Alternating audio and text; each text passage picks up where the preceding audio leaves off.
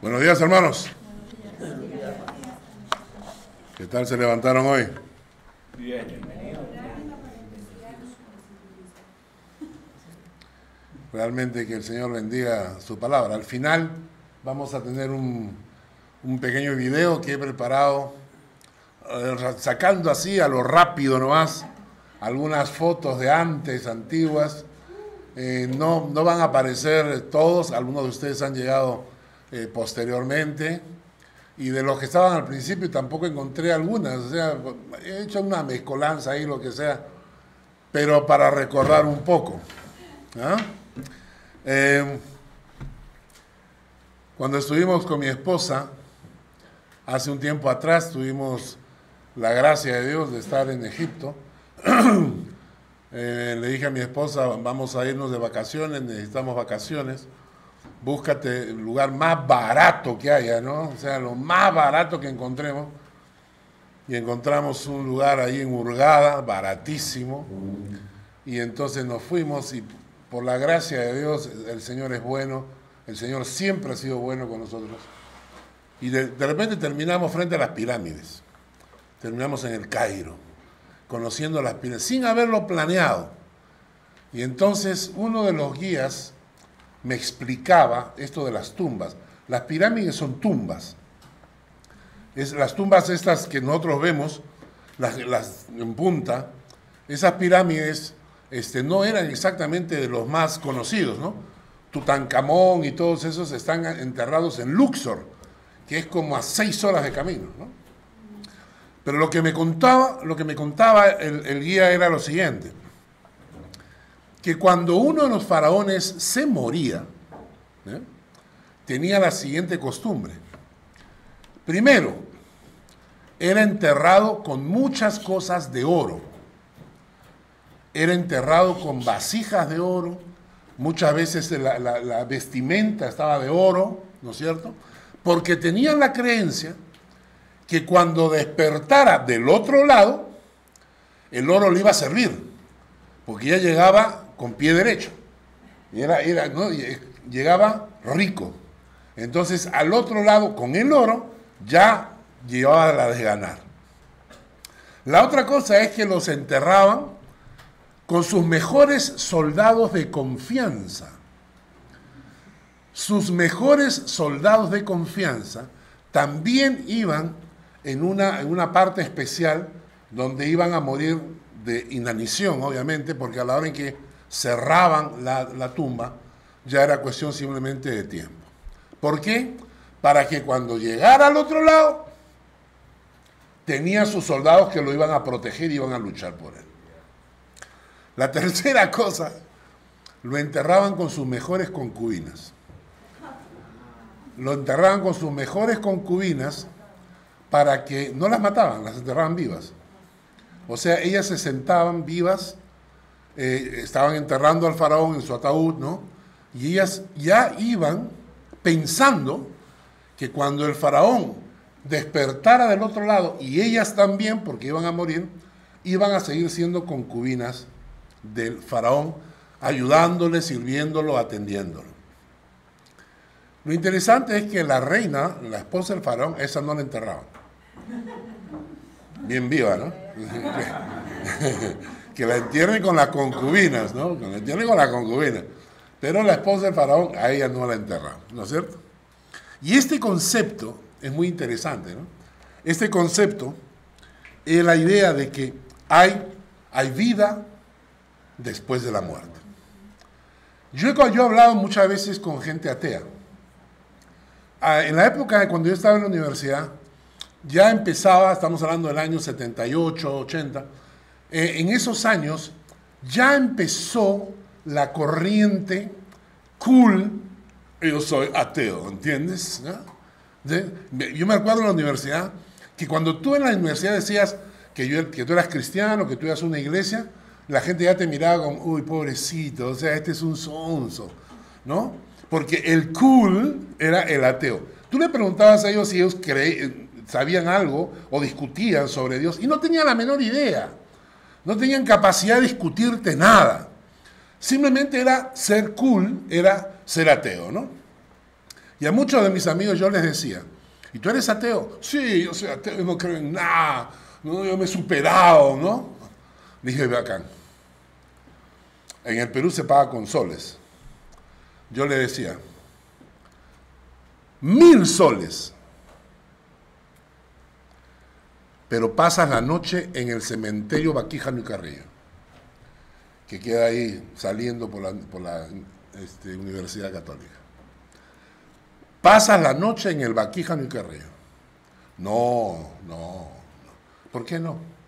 No, se aparecen fantasmitas. Pero si no hay nada después de la muerte, pues. Si no hay nada después de la muerte. Y entonces es interesante porque, sí, soy ateo, ¿no? Pero no me meto ahí. Esto le pasó a un mexicano de un programa de televisión, el mexicano, también decía que él era ateo, que no creía en nada. Y fue con sus cámaras, con sus amigos, ¿no? Los amigos se quedaron en la puerta del cementerio y él entró solo, con su teléfono grabando, y comenzó a gritar a las 12 de la noche. A ver, fantasmas, ¿dónde están? A ver, ¿quién hay? A ver, hablen pues, manifiéstense. Acá estoy, ¿no? Grabándose él mismo, ¿no? Y cuando estaba hablando así, escucha el llanto de una niña. Escucha una niña llorando. Y él agarra, está en medianoche, y él y sus amigos en la puerta. Y él, ¿qué? Estoy escuchando el llanto de una niña. Y entonces comienza a buscar y ve a una niña sentada como a 80 metros frente a una tumba llorando, diciendo mamá. Y ya te das cuenta que él comienza a ponerse nervioso, ¿no? Y entonces comienza a hablarle así, amiga,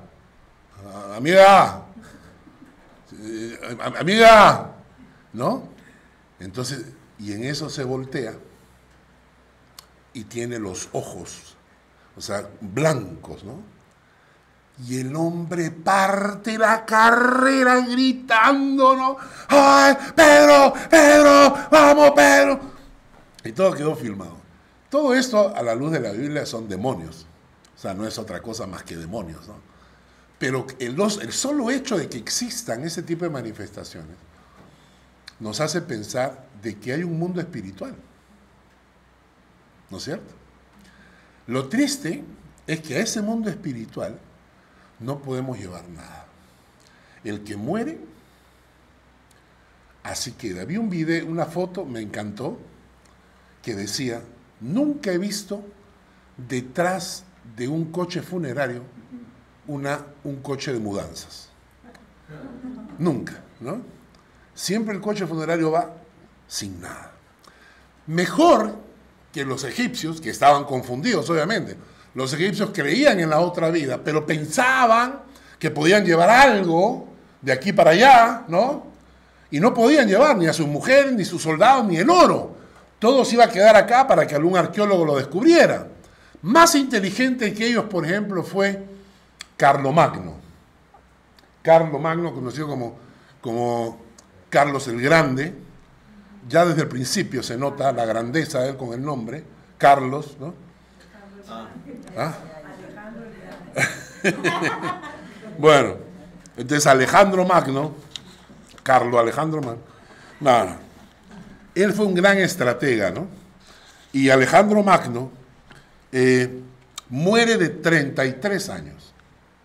¿Quién tiene menos de 33 años? ¿Cuántos años tienes, Valeria? 31.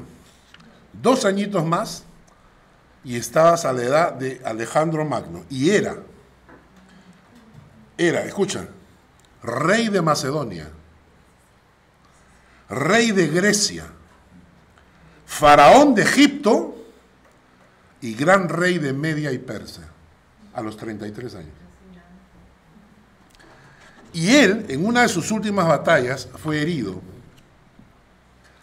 Y esa herida, como en ese tiempo no existían antibióticos, esa herida se le contaminó y se le fue ampliando y no había manera de detenerla, y él sabía que iba a morir.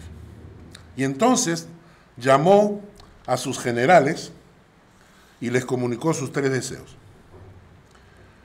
Que su ataúd fuese llevado en hombros y transportado por los mejores médicos de la época. O sea, tenía que ser cargado por médicos. 2, que los tesoros que había conquistado, plata, oro, piedras preciosas, fueran esparcidos por todo el camino hasta su tumba para que el pueblo se lo agarrara. El pueblo que iban a estar ahí iban a tener la posibilidad de agarrar de las joyas de oro, de piedras preciosas que él había ganado en sus batallas.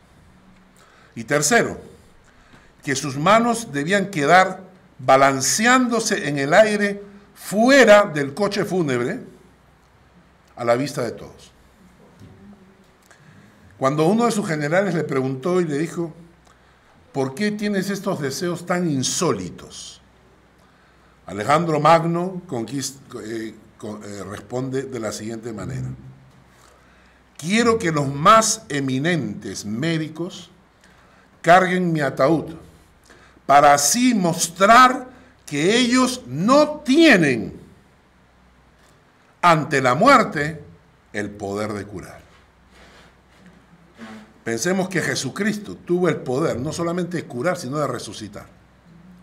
Y él dice, quiero que los más eminentes médicos carguen mi ataúd para mostrarle al mundo, al pueblo, que ellos no tienen poder ante la muerte, no tienen el poder de curar. Segundo, quiero que el suelo sea cubierto por mis tesoros, para que todos puedan ver que los bienes materiales que hemos conquistado aquí permanecen y quedan en manos de otros. Y tercero, quiero que mis manos se balanceen al viento para que las personas puedan ver que vinimos con las manos vacías y con las manos vacías partimos cuando se nos termina el más valioso tesoro, que es el tiempo. Cuando Job perdió todo, había perdido todas sus propiedades, no tenía nada. Y Job dice, Job se levantó, rasgó su manto, rasuró su cabeza, se postró en tierra y adoró a Dios. Y dijo, desnudo salí del vientre de mi madre, y desnudo volveré allá. Desnudo salí del vientre de mi madre, y desnudo volveré allá. Jehová dio, Jehová quitó, sea el nombre de Jehová bendito. Cuando le preguntaron a Jesús sobre este tema de los bienes materiales, en Lucas capítulo 12, les invito a buscar, Lucas en el capítulo 12,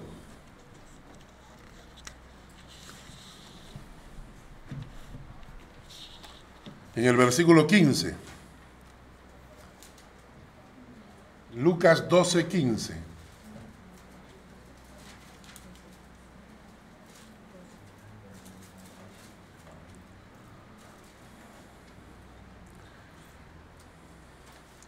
Jesús le dice a sus discípulos una historia y les dijo, mirad y guardaos de toda avaricia, porque la vida del hombre no consiste en la abundancia de los bienes que posee. Mirad, ten cuidado, abre bien el ojo, guardaos de toda avaricia. En un programa de televisión en Estados Unidos, en la CNN, hicieron una entrevista a John Rockefeller cuando todavía estaba vivo. Y le preguntaron, él era el patriarca del imperio del Chase Manhattan Bank, ¿no? Y la pregunta que le hicieron fue esta: ¿qué necesita un hombre para estar satisfecho? Y el periodista solo escuchó estas 3 palabras: $1 más. $1 más. El hombre dijo, ¿cómo? El periodista, ¿cómo? Claro, le dijo. Para estar satisfecho, si tienes 1000, mejor es tener 1001. Si tienes 100,000, mejor es 100,001. Si tienes 1,000,000, mejor es 1,000,001. El periodista le dijo, y cuando tienes el 1,001,000, mejor es tener 1,002. Y eso es avaricia. Eso es exactamente la perfecta definición de avaricia. Si alguna vez alguien te pregunta, ¿qué es la avaricia? Contéstale lo de Rockefeller. La avaricia es $1 más. Me falta $1 más. Con $1 más ya estoy satisfecho. Pero cuando lo tienes, te falta $1 más. Siempre te falta $1 más. Pero Jesucristo agarra y nos dice, al revés, dice, la vida del hombre no consiste en la abundancia de los bienes que posee. Ahora quiero que nos demos cuenta de cuán necios somos. Jesucristo, el Hijo de Dios, que la Biblia dice que Él vino de Dios para traernos la verdad y la gracia, está en Juan capítulo 1, dice que Jesucristo vino para revelarnos la gracia de Dios y la verdad de Dios. Hasta ese momento habíamos vivido bajo la ley del Antiguo Testamento. Y entonces Juan nos dice, Jesucristo vino para revelarnos la gracia de Dios, es decir, el amor de Dios para perdonarnos, pero también para revelarnos la verdad del cielo, la verdad de lo que es para Dios. Él vino a traernos la verdad, y Él, Jesús, que nos vino a traer la verdad, nos dice que la vida del hombre no consiste en la abundancia de los bienes que posee. Pero no le creemos, nosotros no le creemos. Oh, ¿cómo que no? ¿Cómo que no? Mira, si yo tuviera un sueldazo, ¿no? Si yo me ganara unos 15,000 francos al mes, te aseguro que voy a ser feliz. ¿Y qué resulta? Que los que tienen miles de francos, de repente se dan cuenta que sus hijos no están en los caminos correctos, o que la esposa tiene un amante, o que el marido quiere abandonar la casa, y entonces se dan cuenta que todo lo que tienen no les sirve para comprar la felicidad. Y les viene una enfermedad, un cáncer, y no hay cura. Tienen todo el dinero, pensó que el dinero le daba toda esa felicidad. Pero cuando le viene el cáncer, ya. ¿Y ahora qué hacemos? No se puede curar. Yo tengo todo el dinero para comprarme todas las camas que quiera, pero el que no puede dormir, no puede dormir. Y cuando estás cargado y preocupado, y ni siquiera puedes descansar, no tienes sueño, y se te va el sueño, ¿y qué haces? Comer chocolate, dicen que relaja. Voy a intentarlo. Pero si se te va el sueño, ¿qué haces? Como alguien dice, ¿qué cosa puedes hacer si tienes todo el dinero y tu esposa te dice que no te ama? Que te odia. Yo he escuchado eso de un hombre, con todo el dinero, y que su esposa le decía, me das asco. Y él decía, ¿y qué hago con mi dinero? ¿Puedo irme a la calle a comprar amor? No, puedes comprar sexo, pero no puedes comprar amor. Y entonces las palabras de Jesús son absolutamente ciertas. ¿Qué haces con todo el dinero si estás solo? A veces cuando viajamos con mi esposa, el otro día estábamos de viaje y yo no podía salir de paseo porque me vino mal el estómago o algo, comí mal. Y entonces, pero teníamos los tickets, entonces le dije, no, tú vas de todas maneras, no vamos a perder el ticket. Yo me quedé solo. Una excursión. Y yo me quedé solo. Y claro, tú haces algo, pero yo digo, claro, un día no pasa nada, ¿no es cierto? Un día no pasa nada, mi esposa está de excursión, yo tengo toda la cafetería para mí, no hay problema, ¿no? O sea, pero un día. Sí, pero cuando son 2 días, cuando son 3 días, ¿qué haces cuando tienes todo el dinero, pero te sientes solo? ¿Cómo compras? ¿Qué compras para que te acompañe? Y Jesús, las palabras de Jesús fueron, la vida del hombre no consiste en la abundancia de bienes que posee. Hay muchas personas que son de contraturas con el dinero. Alguien ha dicho que el tacaño vive en la pobreza para no llegar a la miseria. Vive en la pobreza para no llegar a la miseria. ¿Qué haces? Jesucristo, las palabras de Jesús fueron: la vida del hombre no consiste en la abundancia de los bienes que posee. Vamos a seguir leyendo la historia. Y también le refirió una parábola diciendo: la heredad de un hombre, el versículo 16, la heredad de un hombre rico había producido mucho. Y él pensaba dentro de sí diciendo: ¿qué haré? Porque no tengo dónde guardar mis frutos. Y dijo: esto haré, derribaré mis graneros y los edificaré mayores, y allí guardaré todos mis frutos y mis bienes. ¡Ay, qué rico sería!, ¿no? Dígame alguno de ustedes que alguna vez no ha soñado con esto. Dígame alguno de ustedes que leer esta historia tú dices: yo quisiera ser yo quisiera algún día decir: mira, he hecho un libro, escribí un libro, y por ese libro me está entrando tanto dinero que no tengo dónde guardarlo. Imagínense, no tengo dónde guardarlo. Ya todo mi colchón abajo está repleto de plata, ya dinero, ya no sé dónde más, ¿no? No sé dónde más guardarlo. Tengo tanto dinero que voy a construir un cuarto especial para guardar. Hemos soñado con eso. El texto continúa y dice, versículo 19, y le diré a mi alma, muchos bienes tienes guardados para muchos años. Repósate, come, bebe, regocíjate. Ahora tienes todo el dinero que quieres. Vas a tener una jubilación y una pensión brutal. Vas a poder cumplir tu sueño de hacer un crucero por todo el mundo de 45 días, 38.000 francos cuesta. ¿Ah? Y entonces tienes el dinero para hacerlo. Pero hay un pequeño detalle. El versículo 20. Pero Dios le dijo necio, no le dijo inteligente. No le dijo hombre sabio. No le dijo gran hombre de negocios. Le dijo necio. Porque esta noche vienen a pedirte tu alma. ¿Y lo que has provisto de quién será?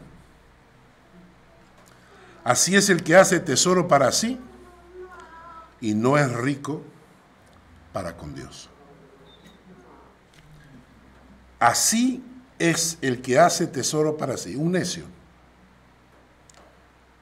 y no es rico para con Dios. Todos quedamos asombrados cuando el jefe de Janet y de Mónica el viernes se despidió, jefe tuyo también, se despidió de todos. Buen fin de semana, schöne Wochenende, schönen Adieu, danke, gleichfalls, ¿no? Para el lunes le dijeron que se había muerto. ¿Qué pasa? ¿Quién se quedó con todo lo que juntó? ¿Quién se quedó con todo lo que ahorró este hombre? Bueno, sus familiares, sus hijos, sus parientes.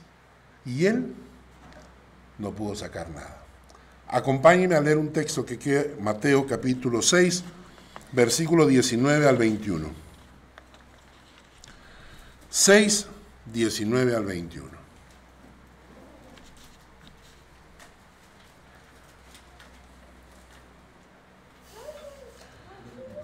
No os hagáis tesoros en la tierra, donde la polilla y el orín corrompen, donde ladrones minan y hurtan, sino haceos tesoros en el cielo, donde ni la polilla ni el orín corrompen, y donde ladrones no minan ni hurtan. Porque donde esté vuestro tesoro, allí estará tu corazón. Y una cosa interesante es esta.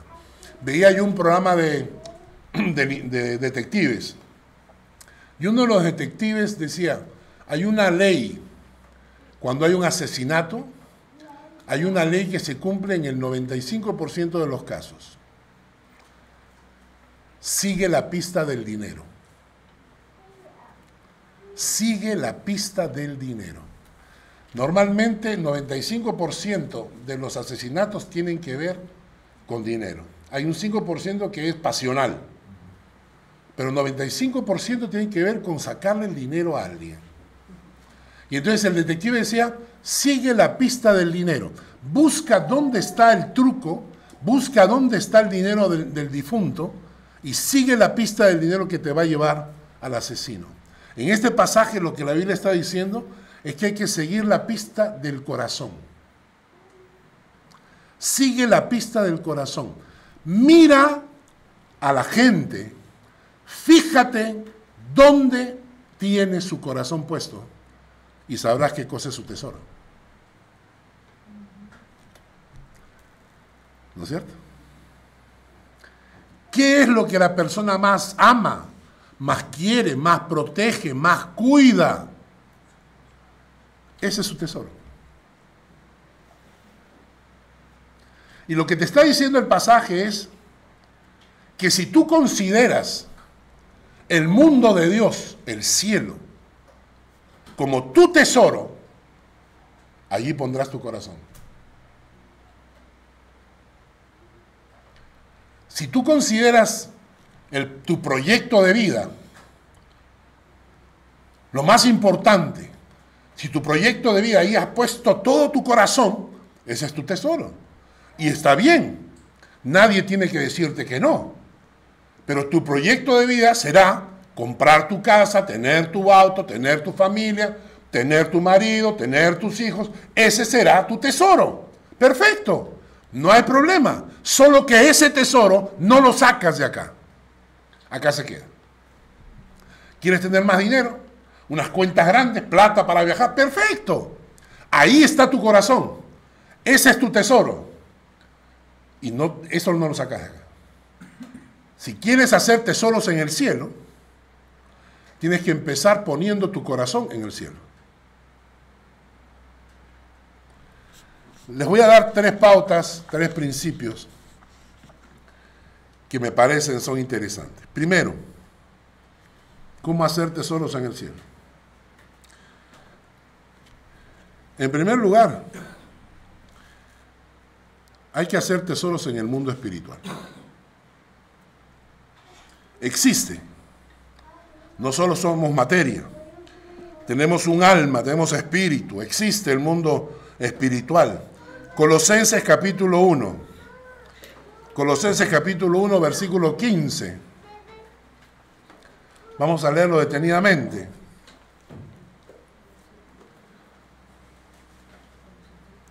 Escucha bien. 1, 15. Colosenses 1, 15. Él es la imagen del Dios invisible,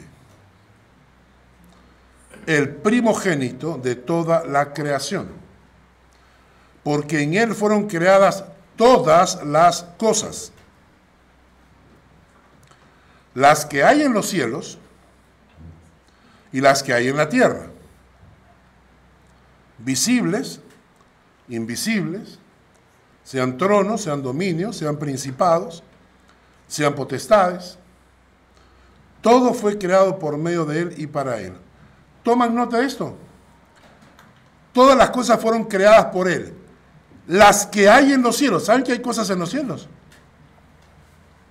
También en la tierra. Pero hay cosas en los cielos. Hay cosas visibles, aparece acá, y hay cosas invisibles.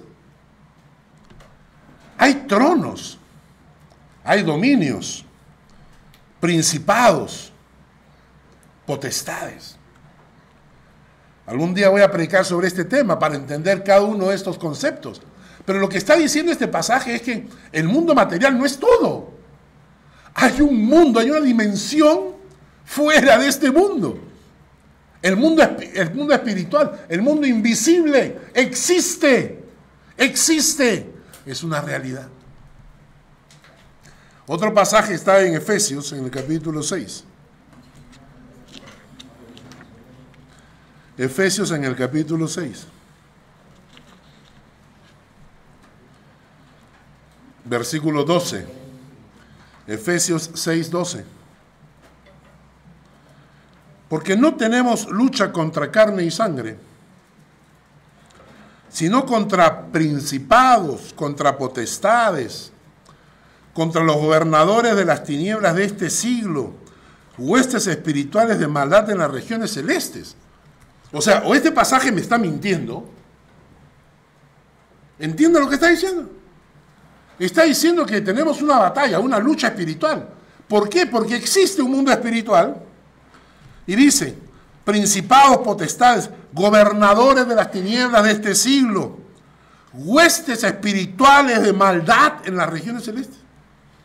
Algún día les voy a predicar sobre este tema. No es mi idea ponerme a explicarles esto ahora. Pero quiero que sepan que lo que la Biblia está diciendo es que existe un mundo espiritual. Es una realidad. Y por lo tanto, si existe un mundo espiritual, un mundo invisible, deberíamos hacer tesoros ahí también, porque vamos a llegar ahí de todas maneras. ¿Recuerdan cuando Jesús hablaba con los sacerdotes y le dice, antes que Abraham fuese, yo ya estaba? Los sacerdotes le preguntan, y Jesús dice, no, antes que Abraham naciera, yo ya estaba. Y todo el mundo, ay, ¿cómo va a ser posible? Tú no tienes ni 50 años, le dicen, ¿no? Jesús le estaba diciendo que antes que Abraham naciera, él ya existía. Y yo hago la pregunta, ¿y dónde estaba? Antes de encarnarse en lo que nosotros llamamos Jesús, que es el cuerpo encarnado del Hijo de Dios. Antes de encarnarse, ¿dónde estaba el Hijo de Dios? ¿Dónde? Al lado del Padre. Y habla con sus discípulos y les dice, regreso a mi Padre, donde estaba. Le dice a sus discípulos, Padre, devuélveme la gloria que tuve contigo antes de la fundación del mundo. Quiero que abran sus ojos, hermanos. Existe un mundo espiritual al cual todos nosotros vamos a llegar. Porque de esta vida nadie sale vivo. Y entonces, mi pregunta es esta. Piénsalo bien lo que te estoy diciendo. Tú, no hablemos en general, tú, yo, un día vamos a estar en nuestro lecho de muerte. Cuando yo tenía la edad de Alejandro, salía a correr todos los días. Deportista, yo fuerte, ¿no?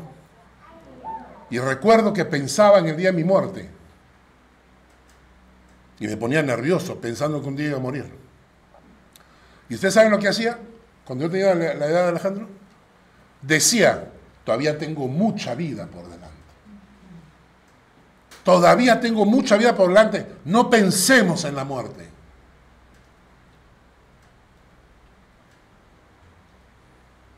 Decía yo.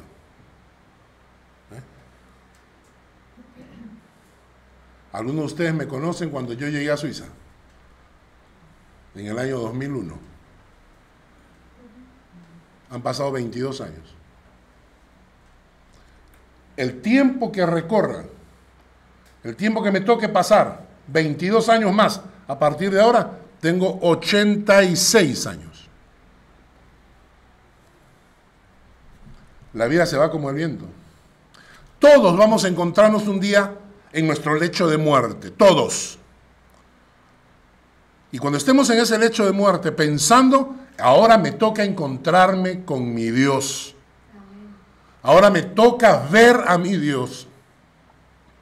Y la pregunta que te voy a hacer es, solo un necio no hace tesoros en los cielos.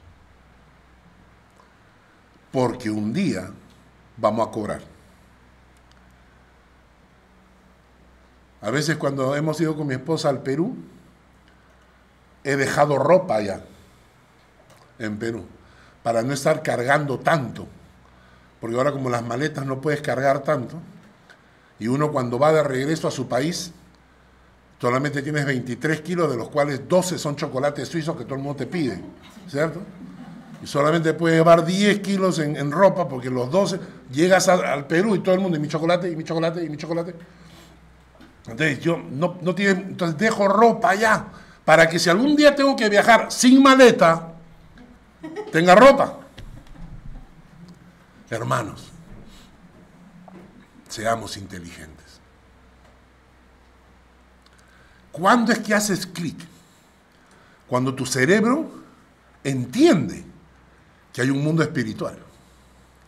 Y entonces vas a vivir la vida acá, pero claro,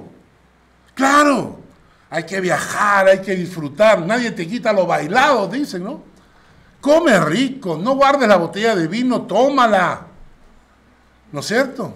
Come bien, no estés comiendo pan nomás con pasta, ¿no? Un estofado de pollo rico, un escabeche de pescado, algo. Disfruta la vida, pero nunca olvides que somos eternos.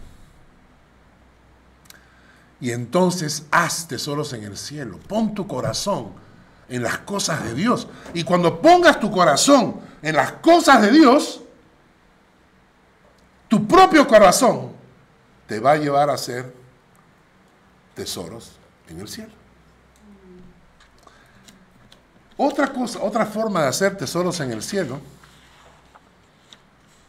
es haciendo tesoros en la tierra, pero no materiales. Miren, Mateo 25.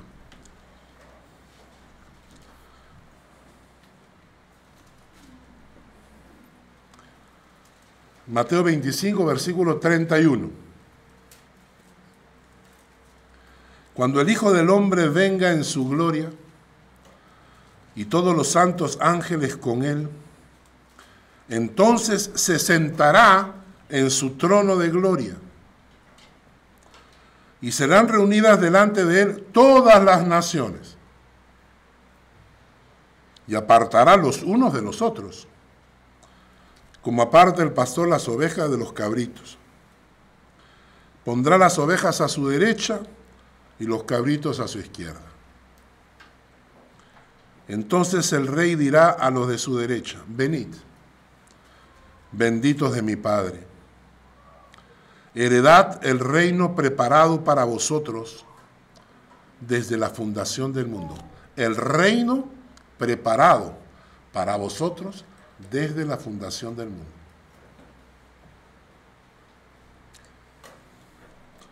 Porque tuve hambre y me disteis de comer. Tuve sed y me disteis de beber. Fui forastero y me recogisteis. Estuve desnudo y me cubristeis. Enfermo y me visitasteis. En la cárcel y vinisteis a mí. Entonces los justos le responderán diciendo: Señor, ¿cuándo te vimos hambriento, te sustentamos, o sediento y te dimos de beber? ¿Y cuándo te vimos forastero y te recogimos, o desnudo y te cubrimos? ¿O cuándo te vimos enfermo o en la cárcel y vinimos a ti? Y respondiendo el rey les dirá: de cierto os digo que en cuanto lo hicisteis a uno de estos mis hermanos más pequeños, a mí lo hicisteis. Hay un billonario, no es millonario, se llama Femi Otedola en África. Ahí tienen la foto. Es billonario, un africano billonario. Lo entrevistaron en una radio y le preguntaron: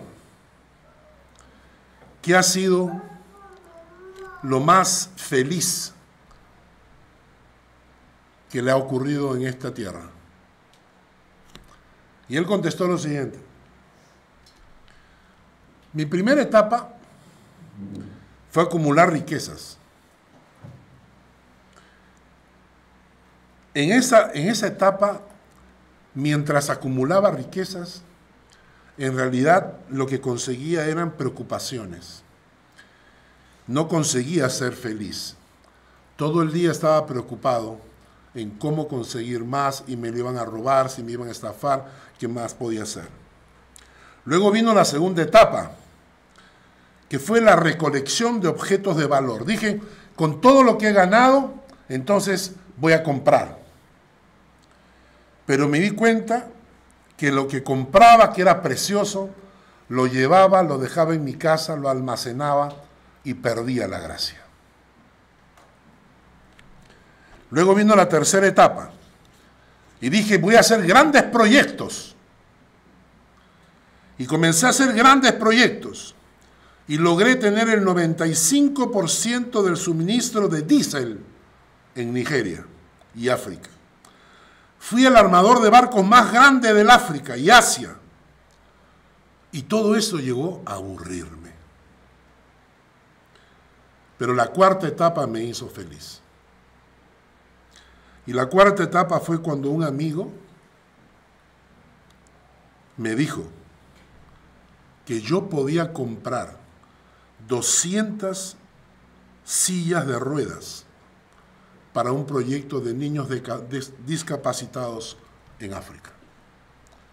200 sillas de ruedas, dice este hombre, Femi Otedola, no eran nada para lo que yo tenía en dinero. A pedido de mi amigo, inmediatamente compré las sillas, lo llamé y le dije, ya las tengo, ven a recogerlas. Y mi amigo dijo, no, tú tienes que entregarlas. Y entonces me preparé y fui con él. Y allí estaban esos 200 niños que no podían caminar, recibiendo una silla de ruedas de mi mano. Ver el extraño brillo de felicidad en el rostro de estos niños fue increíble. Los vi a todos sentados en las sillas de ruedas, moviéndose, divirtiéndose, jugando a los coches chocones. Era como si hubieran llegado a un lugar de picnic donde les habían dado su premio mayor. Me sentí verdaderamente feliz. Pero nada se pudo comparar cuando decidí irme, porque uno de esos niños se acercó y me agarró la pierna. Traté de liberar mi pierna suavemente, pero el niño me agarró duro y me clavó la mirada en la cara. Me agarró la pierna con fuerza y me miraba al rostro con mucha atención. Entonces me agaché y le pregunté al niño, ¿necesitas algo más? La respuesta que este niño me dio no solo me hizo feliz, sino que me hizo cambiar completamente el sentido de mi vida. Este niño me dijo, déjame mirarte bien. Quiero recordar tu rostro para que cuando te encuentre en el cielo, junto a Dios, pueda reconocerte y agradecerte una vez más y decirle a mi Padre que tú me ayudaste. Hermanos, nosotros queremos hacer riquezas en el cielo, hay que hacerlas. Pero acá en la tierra también. ¿Cuándo haces riquezas en la tierra? Cuando agarras a un hambriento y le das de comer. Cuando agarras a uno de estos niños y los ayudas. Todos, hermanos, todos. Acá en Suiza vivimos en el país de las maravillas. ¿Cierto? Nunca escuchamos una historia de una moto que te roban. No. Vivimos en el país de las maravillas. No tenemos todo lo que quisiéramos, pero tenemos más de lo que muchísima gente tiene. Entonces, si quieres hacer tesoros en el cielo, 1, pon tu corazón en las cosas de Dios. Y punto 2, comienza a seguir este pasaje. Cuando lo hicisteis a uno de estos mis pequeños hermanos, a mí me lo hicisteis. Y punto 3, una tercera forma de hacer tesoros en el cielo. Colosenses capítulo 3, versículo 23. Colosenses 3, 23.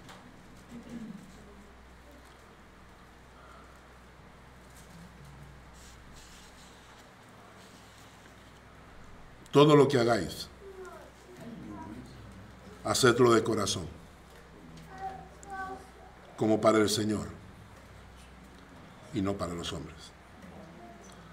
Escuchen bien, sabiendo que del Señor recibiréis la recompensa de la herencia. ¿Qué cosa es la herencia? ¿No son tesoros en el cielo? Porque a Cristo el Señor servís. Y hay que entender cuál es el lugar que la iglesia ocupa en el servir a Dios.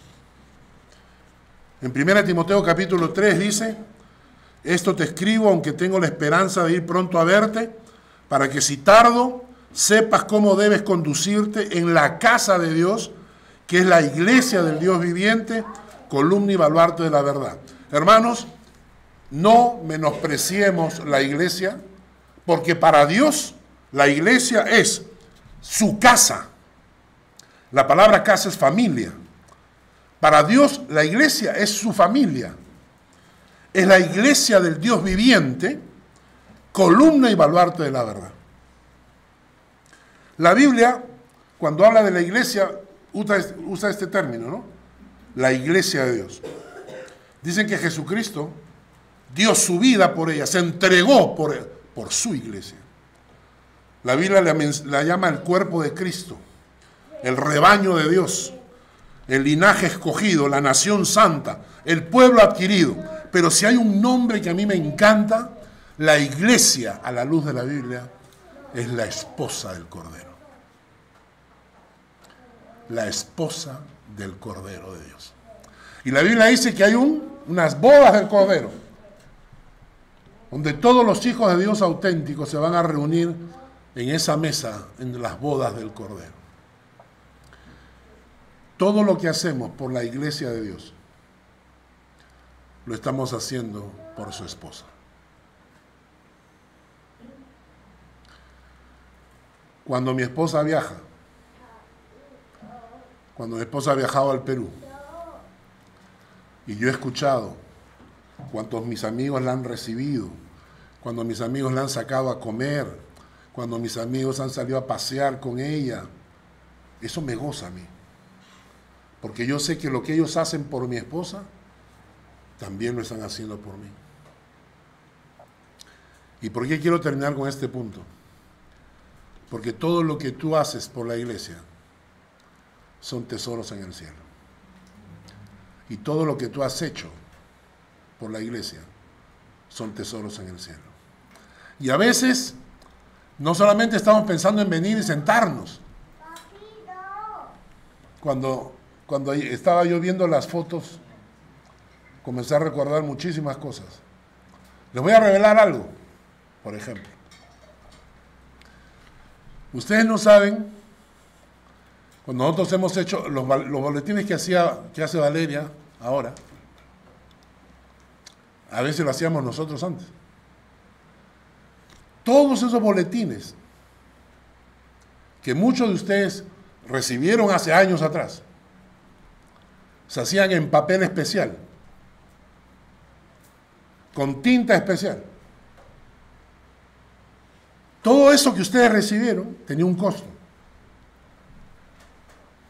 Todo eso salió de un regalo que me dio Sonia hace mucho tiempo atrás, de una librería creo que quebró y no sé qué, y que le regalaron a ella papeles y tinta y no sé qué más, y llegó a mi casa y llenó mi garaje con papeles y yo sacaba de ahí. Ella ni sabe, pero todos esos boletines que sirvieron de alguna manera para edificar el cuerpo de Cristo es un tesoro en los cielos que empezó con ella, con su corazón. Cuando veía yo las fotos, pensando que hoy día tenemos paella, en todas las fotos que tenemos en la historia de paella, estaba Billy y Feli ahí cocinando para nosotros. Esos son tesoros en el cielo. Y claro, uno no suena, ¿no? O sea, no, Porque uno imagina que tesoros en el cielo es pararte, predicar la palabra, ¿no? Dar un estudio bíblico. No. Tesoros en el cielo es todo lo que haces para que la esposa del Cordero, la iglesia de Dios, crezca y avance. Y puedo recordar cada persona que haya hecho algo a través de todos estos años. Han estado construyendo iglesia y honrando a la esposa del Cordero.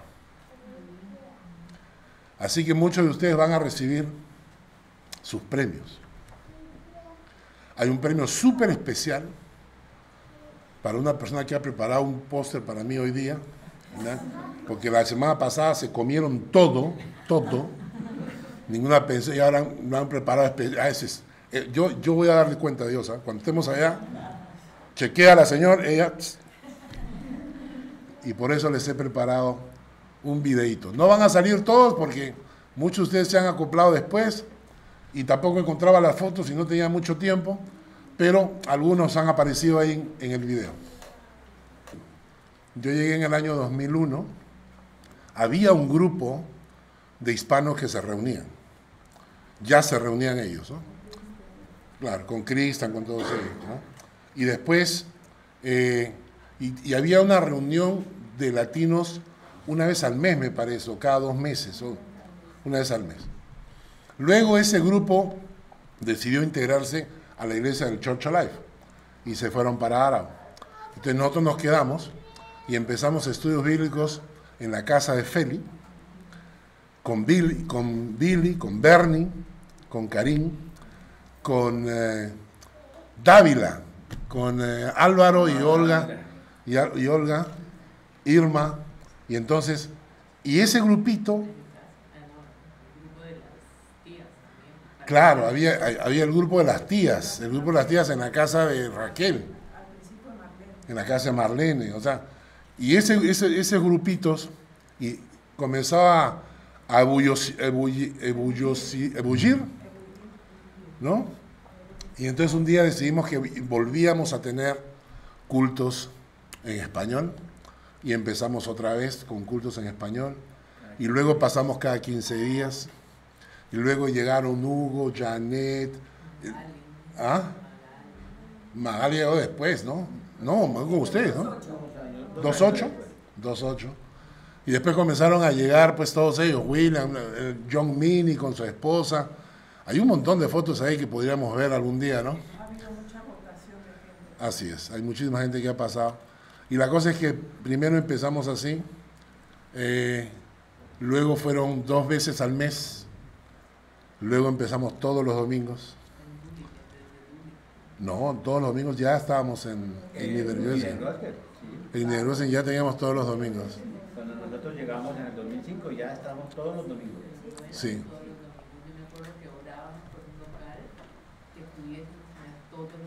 No, pero después ya estábamos nosotros también en Niederösen. Nosotros estamos en Niederösen ya, todos los días, todos los domingos, ¿no? Sí, no seas necia. Claro. Nosotros llegamos a ir a Niederösen. Y la cosa está en que durante todos estos años, todos ustedes han estado construyendo y sembrando y haciendo iglesia. Algunos lo han hecho a veces en forma anónima, y otros han estado participando, haciendo escándalo, como la Negra Tomasa, pero todos juntos hemos trabajado para eso, y yo quiero realmente darle gracias a Dios por la iglesia que nos dio, y con la iglesia en la que estamos ahora, porque nosotros, especialmente en los últimos tiempos, hemos visto la mano de Dios cuidándonos, y que nos hemos preocupado de no solamente ser iglesia, sino de ser familia. Señor, gracias por esta mañana y por esta palabra. Gracias por lo que nos has permitido vivir en estos años, en estos 20 años. Gracias porque tu palabra se ha predicado, tu palabra se ha enseñado. Muchas vidas han sido edificadas, han sido tocadas, han llegado a conocerte. Muchas vidas, Señor, esperan vida eterna y salvación por la Iglesia Cristiana Hispano-Suiza. Y toda la gloria te la mereces tú, porque tú has sido el que ha llevado todo esto en adelante. Te bendigo, Dios, en Cristo. Amén.